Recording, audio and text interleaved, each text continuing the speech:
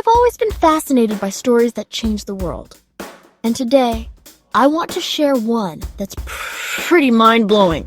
So, picture this. A guy who's been going around healing people and teaching about love suddenly becomes public enemy number one. I'm talking about Jesus, and we're about to dive into the craziest plot twist in history.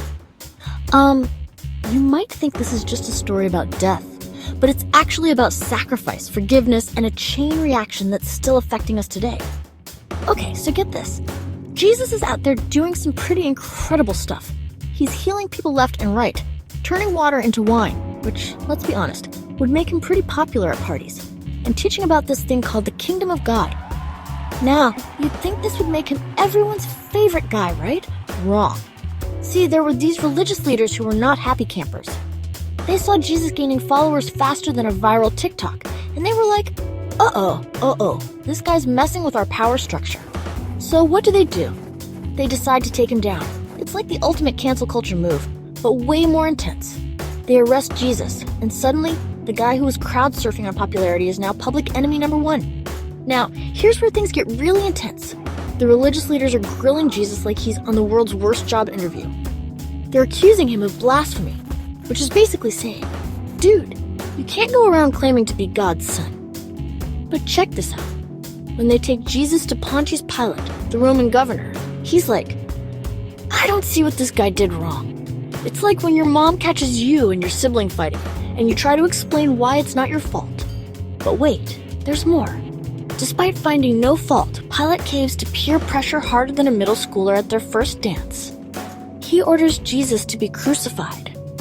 Now, crucifixion wasn't just any old execution method. It was engineered to be slow, painful, and humiliating.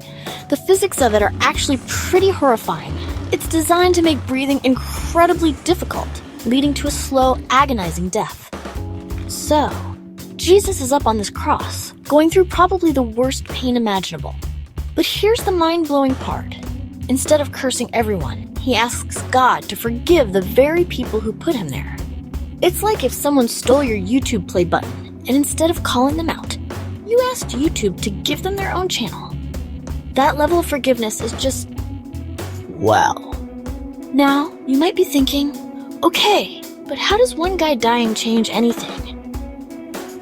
Well, that's where things get really interesting. According to Christian belief, Jesus' death wasn't just an execution. It was a sacrifice that paid for all of humanity's sins. It's like he wiped clean everyone's browser history, but for their souls. And the story doesn't end there. His followers believed he came back to life 3 days later. Talk about a plot twist.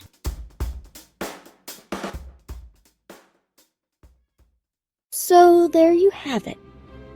The story of how one execution changed the course of history.